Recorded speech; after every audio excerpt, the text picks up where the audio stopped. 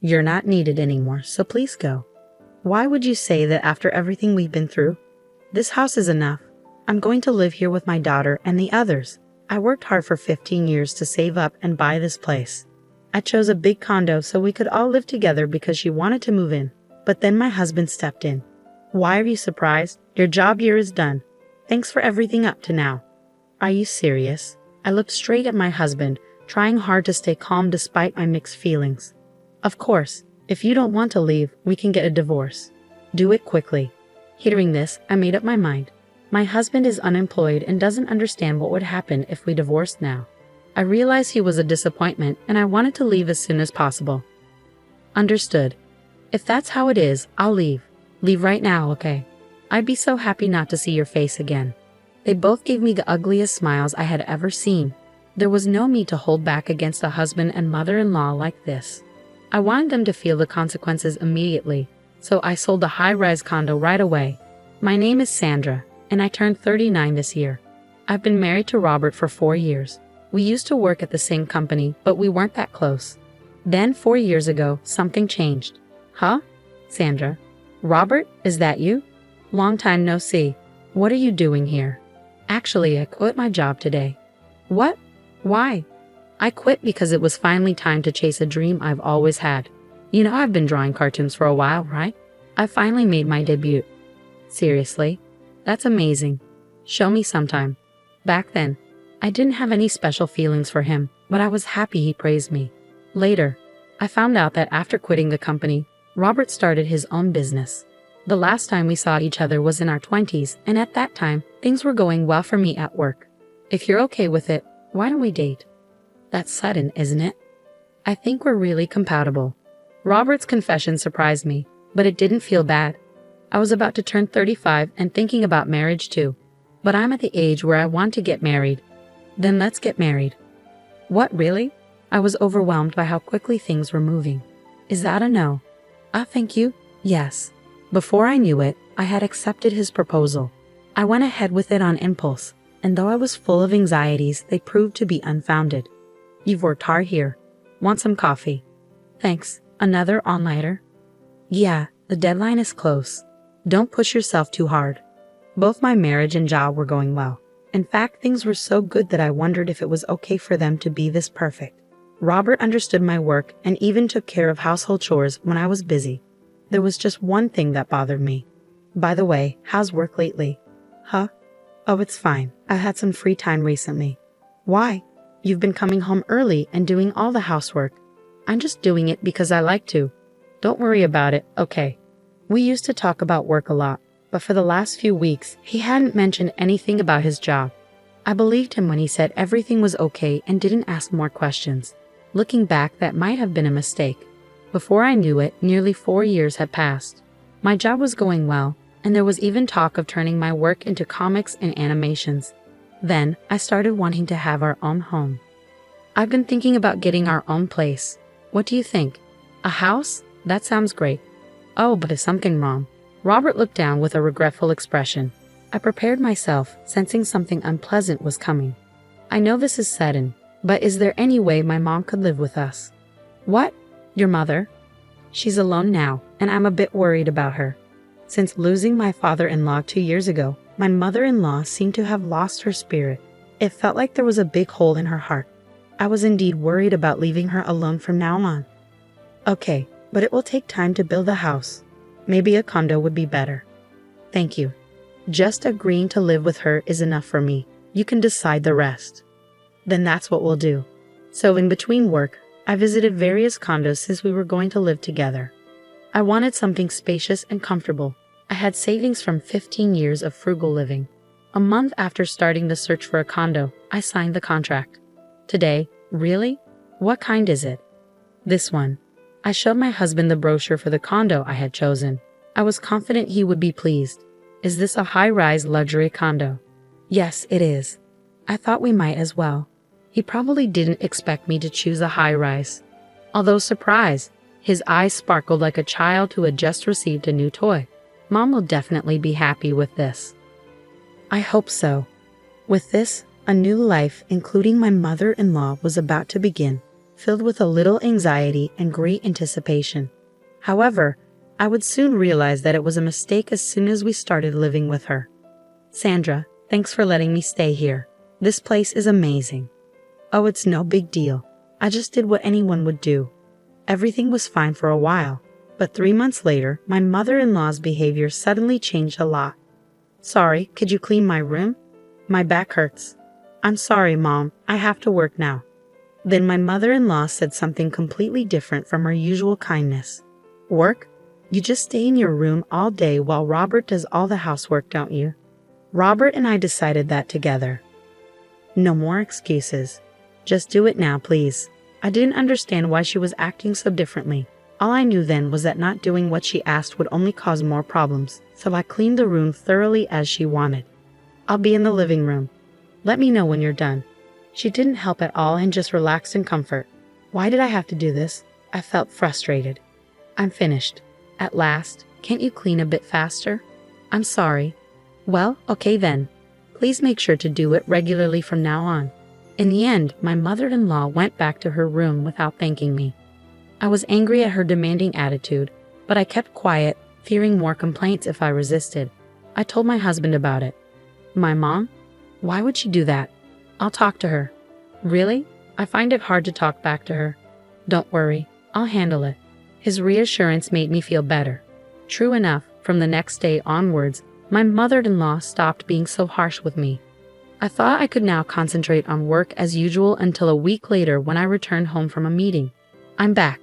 When I walked in, I noticed unfamiliar shoes by the door. As I approached the living room, I overheard voices. Hey, where's Sandra today?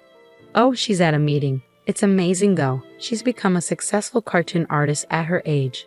Yeah, it's impressive. Why do you sound so proud? It was Robert's sister, Christina, who was visiting. Just as I was about to enter the room, I heard more of their conversation. By the way, Mom, you've been quieter lately. Oh yes, it's more amusing to knock her down when she feels secure, isn't it? And Robert, you agree, right? Well, if she can't work anymore, it would be a problem, right? Sandra is the one bringing in money for us after all. Oh right. I stood there, stunned not only by what was said, but by the realization that my husband and mother-in-law were plotting something together. From then on, life became unbearable. Did you discuss that thing? About work? I didn't think it needed to be brought up. You always do this. What?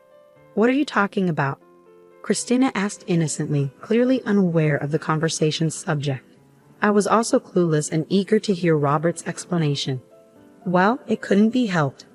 Actually, the company I was running went bankrupt shortly after we got married. What? You never mentioned that.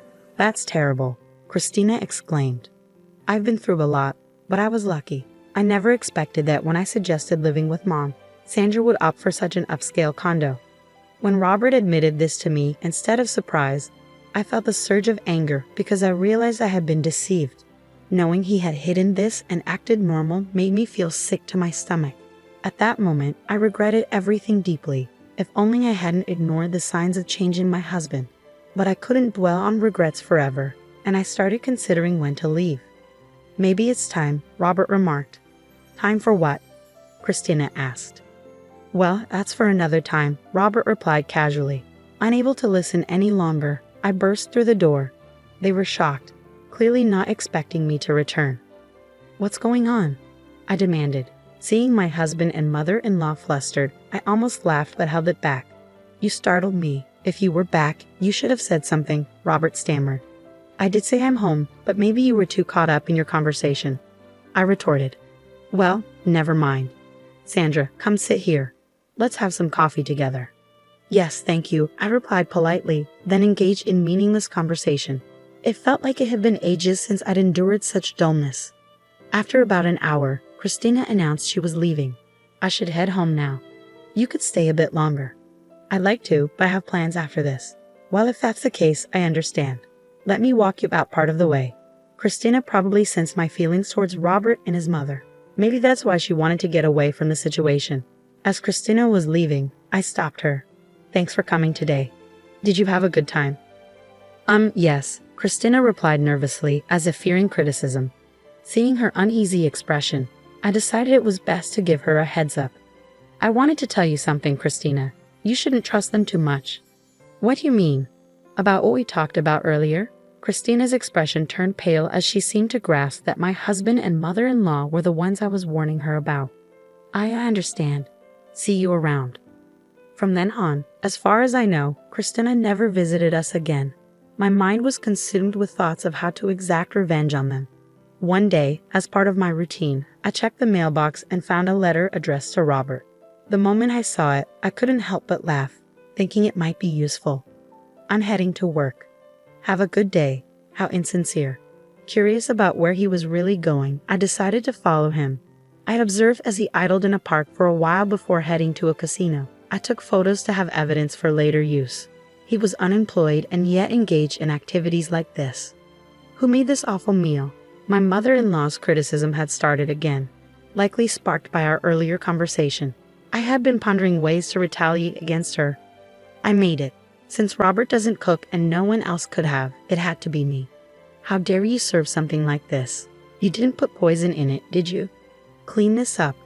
Her words were harsh, almost refreshing. I was angry, but that wasn't my main concern. Unable to come up with a plan on my own, I decided to call my mother.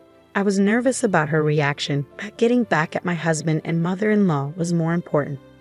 Hello, Mom. You sound upset. What's wrong? Actually, I proceeded to tell my mother everything that had been happening. I had expected her to be critical, but instead she was sympathetic. So that's what's been going on. You've been through a lot. Her words brought tears to my eyes.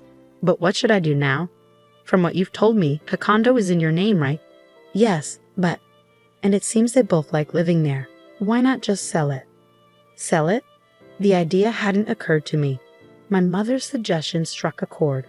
I started imagining how my husband and mother-in-law would react to losing their home. Life would certainly become challenging for my unemployed husband and mother-in-law. It's actually a good idea, isn't it? It sure is, but it's amazing how you can say that with a laugh. Well, it's your decision, Sandra. Just know that we're here for you. Yeah, hearing you say that gives me more strength. Feel free to reach out anytime. I couldn't stop thinking about my mother's advice. One evening after dinner and cleaning up, Robert said he needed to talk. Following his instructions, I sat down on the sofa where both Robert and my mother-in-law were smirking. I had a sinking feeling about this. So what's this talk about? I asked cautiously. My mother-in-law began, You're no longer needed here, so please leave. Why would you say that after everything? This house is. She interrupted me sharply, ignoring my frustration. Enough. I'm going to live here with Christina and the others. Why with Christina and the others? I asked, recalling the conversation they had at home that day. It seemed this was the fun they had planned. Robert then added, Why the surprised look? Your role here is finished. Thanks for everything up to now. Are you serious? I stared directly at him, my emotions overwhelming me. Fine, if you want me to leave, we can get divorced. Let's get it over with. Upon hearing my words, I made my decision. Robert, being unemployed, seemed oblivious to the consequences of divorce. What a disappointment. I wanted to leave that place as soon as possible, and I had prepared for this moment. Fine, if that's how it is, I'll leave. Leave right now. Fine. I'd be thrilled not to see your face again, Robert sneered. They both wore the most sinister smiles I had ever seen. There was no reason to hold back anymore against such a husband and mother-in-law. I wanted to make them feel the consequences right away. Packing only the essentials, I walked out of the house. They watched me leave, but I felt no sadness or regret. Since we're getting divorced anyway, you handle the divorce papers. I'm not worried about this condo. You can take care of it, I said calmly. Without waiting for their response, I walked away without looking back. They could say whatever they wanted. For now, I decided to return to my parents' home. I'm on my way home. So, you've made your decision? Yes, I might be a bit of a burden for a while. Your father and I are here for you. Take your time coming back. At home, my parents welcomed me with unchanged warmth. Seeing their faces, I felt a profound sense of relief. Welcome back. I'm home. It's been a while since you've been here. Take it easy today. Thank you. That night, I slept peacefully for the first time in a long while. The next day, I wasted no time. I prepared the divorce papers and headed straight to the real estate agent. It was better to sell the condo than to leave it for my husband and mother-in-law, who had no income and would struggle without a home. This condo is in demand. We should find a buyer quickly.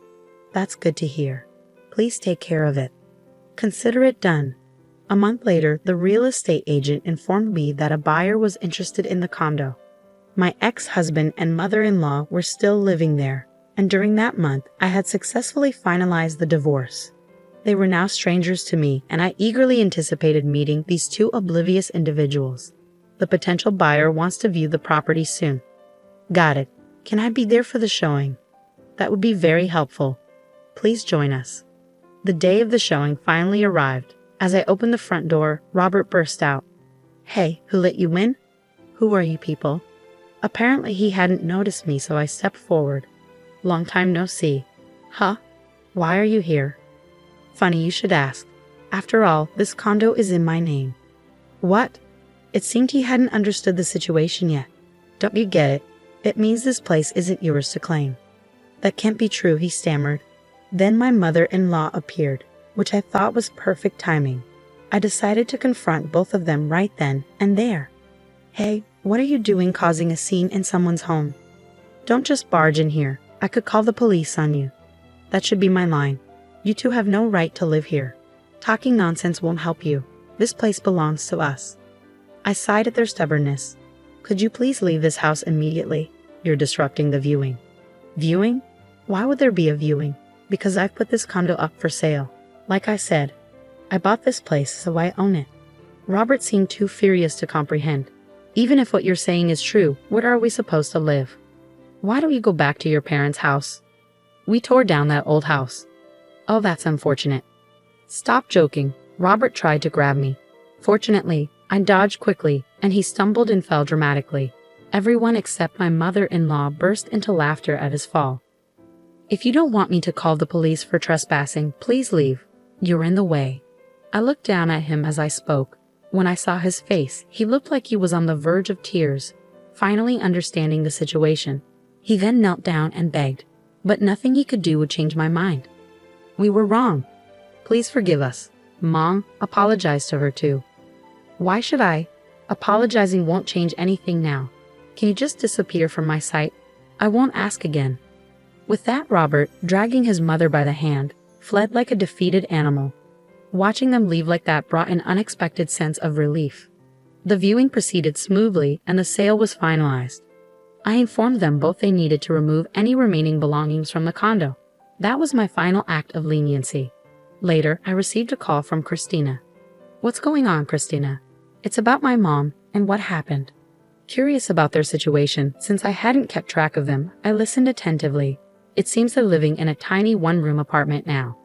See, I warned you not to trust them. I've definitely learned that lesson from this experience. It turned out Christina had taken my advice and refused any further involvement with them, which is why she wasn't present during the viewing. From now on, it's best to keep your distance from them, I advised. Yes, Christina agreed, determined to avoid any more entanglements with those two. However, not long after, Robert reached out to me again. Can you lend me some money? Just a little. That's your own fault for gambling and accumulating debt. I found debt collection letters addressed to you by chance. And I also had someone follow you when you lied about having a job and went out. I'm working seriously now, but I still have debts, and it's hard to make ends meet. That's not my problem. Oh, and could you pass a message to your mother? Tell her she got what she deserved. I hung up immediately, realizing they would likely face more difficult times ahead. Reflecting on these events, I considered turning this experience into a comic for my next project. It could make for an intriguing story.